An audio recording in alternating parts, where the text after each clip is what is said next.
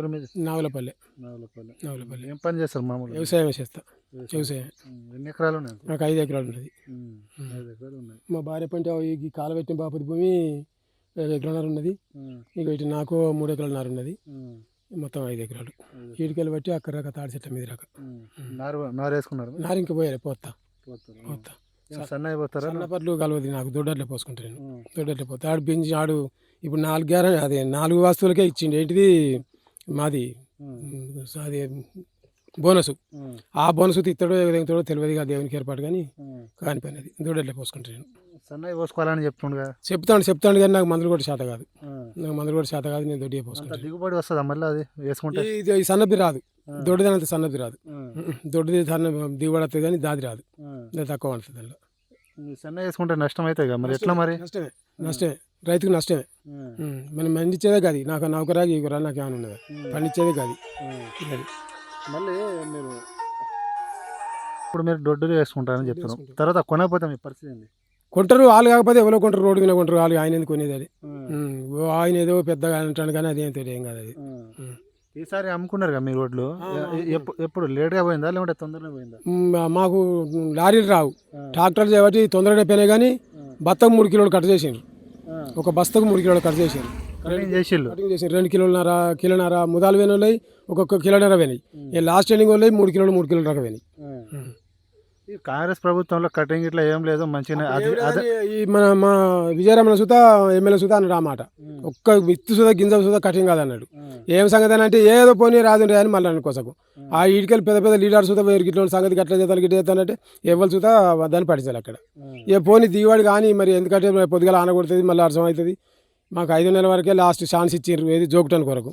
ఇక కానీ అని చెప్పి అతను సెలవు విడిచిపెట్టింది అక్కడ. ఇప్పుడు ఎట్లా ఉంది కాంగ్రెస్ ప్రభుత్వం వచ్చాక? ప్రభుత్వం కష్టమే ఉంది సార్, అది కష్టమే ఉన్నది. కాంగ్రెస్ ప్రభుత్వం కష్టమే, చాలా కష్టం అంటే కష్టం, చాలా కష్టం. మంచిగా సకాల టైం రైతులు కోలుకునే ప్రసక్తి లేదు. ఇది ఇప్పటి సందే మంది బత్తాలకి అది ఓటీ పాట, మంది బత్తాలు ఇప్పటి దొరుకుతలేవు వాళ్ళు. ఎందుకంటే చేసేది మంచిగా చేస్తున్నాం, యూరియా బస్తా టైంకి ఇస్తున్నాం. 7 చేసిండు మంది, 7 చేసిండు. ఆయన ఒకసారి వేసిండు 4 5 ఎకరాలు ఉంటే 5 ఎకరాలకు ఒకటిసారి వేసిండు. ఏది రైతు బంధు. ఈయన మొన్న ఎకరానికి వేసిండు, మళ్ళీ ఎకరానికి గతే లేదు. ఇప్పుడు ఏదో మళ్ళీ 20 తారీఖు ఎత్తాను అంటారు. 20 తారీఖు వేసేది తెలియదు, చేసేది తెలియదు.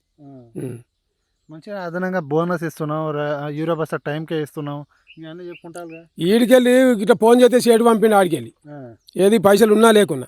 ఇప్పుడు లైన్ కట్టినా కానీ మంది బాధ దొరకలేదు. వేసే షేడ్ సుతా కౌంటర్ సుతా రైతు మొక్కం చూస్తలేడు. ఏం చేయమంటారు నన్ను, నీ ఒక్కనే ఉన్నావా చూడ ఎంతమంది నువ్వు లైన్ అంటారు అక్కడికి పోతే. అప్పుడు అది నా లైన్.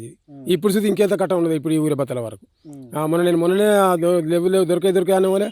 మొన్న నేను ఎప్పుడు 20 తలటోని 1550 పెట్టి డిఏపి తెచ్చి ఇంటి ముందర స్టాక్ వేసుకున్నాం 30 బత్తాలు.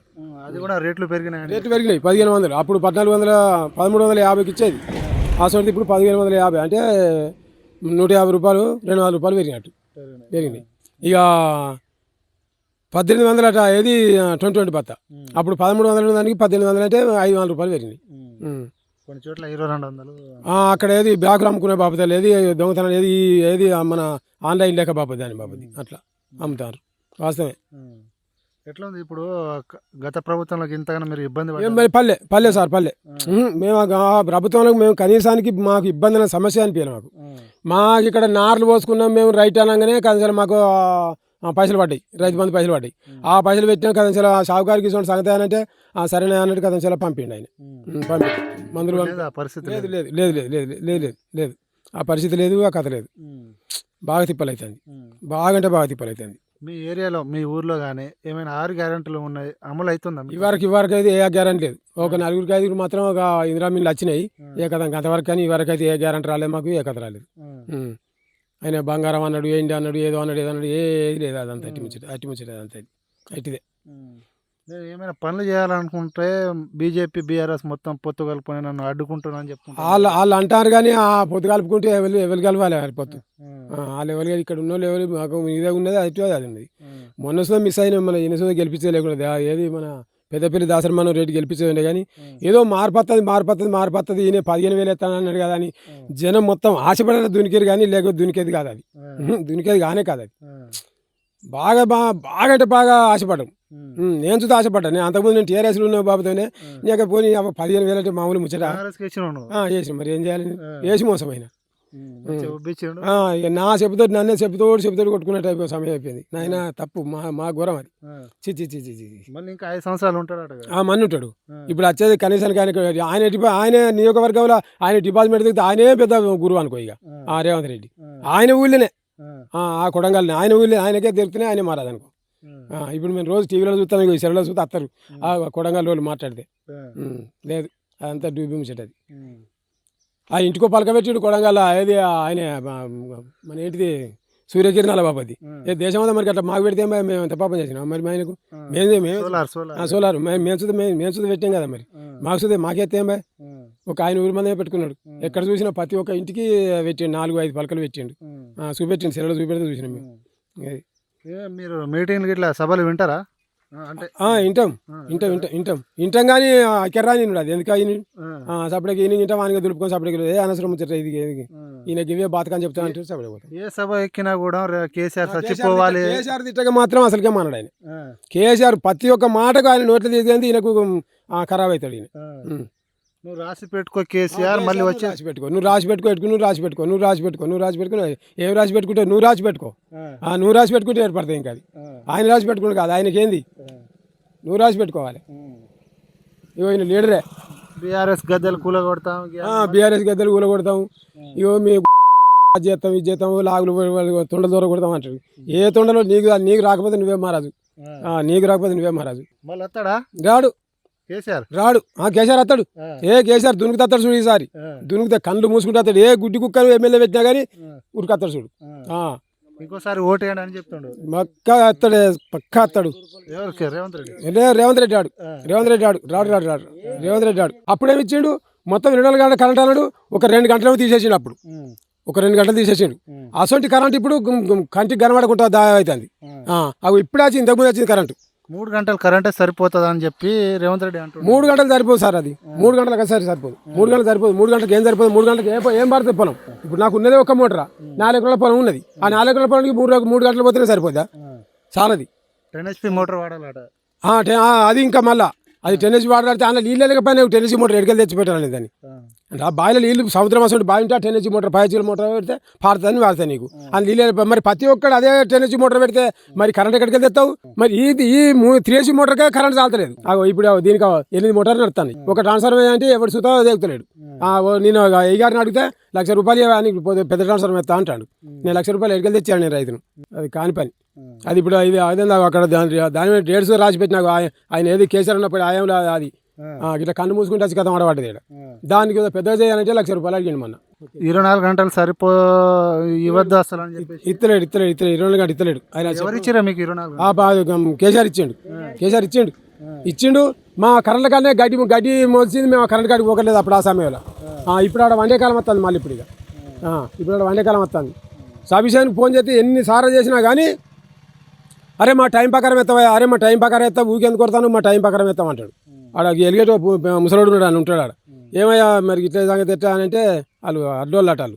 సారీ ఏం సంగతి అంటే మా ఆయన ఎట్లా చెప్తే గట్ల ఎత్తా అంటాయా, నేను ఊకే చేస్తుండే కాదు, మీకు ఊకే చేయకు నాకు ఫోన్ అంటాడు. ఎక్కువ శాతం నేనే చేస్తా ఈ ట్రాన్స్ఫర్ గురించి ట్రాన్స్ఫర్ గురించి.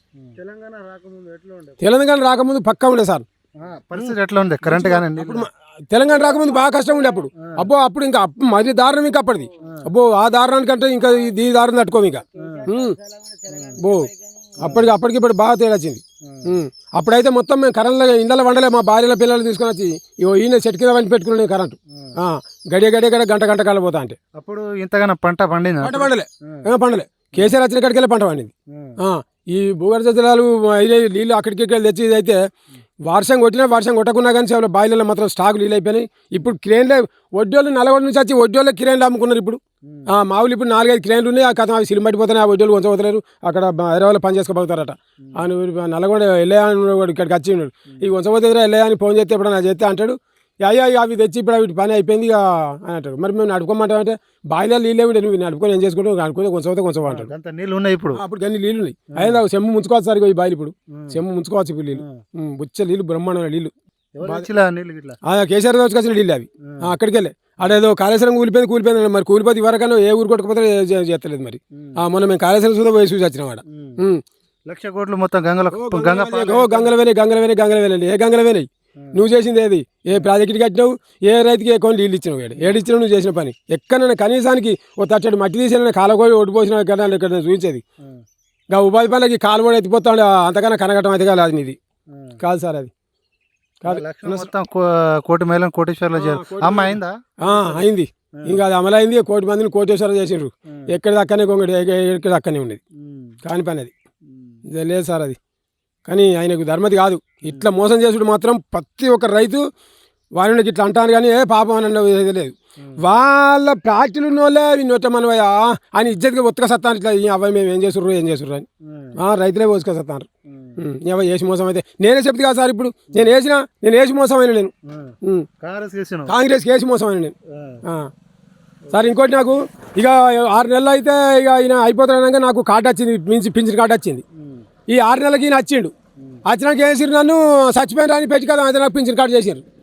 నడిచి నడిచి నడిచి పెద్దపల్లి ఏది కలెక్టర్ ఆఫీస్కు నడిచి నడిచి నడిచి నడిచి నడిచి కదా అందుకే సాల్చుకొని అప్పుడు కూకుని. అగో మళ్ళీ మొన్న ఈ తెలుగుంట నుంచి సెక్రటరీ అట ఆయన నీకు ఏదో కార్డు వచ్చింది, వచ్చి పొడ దిగి రావా అని అన్నాడు.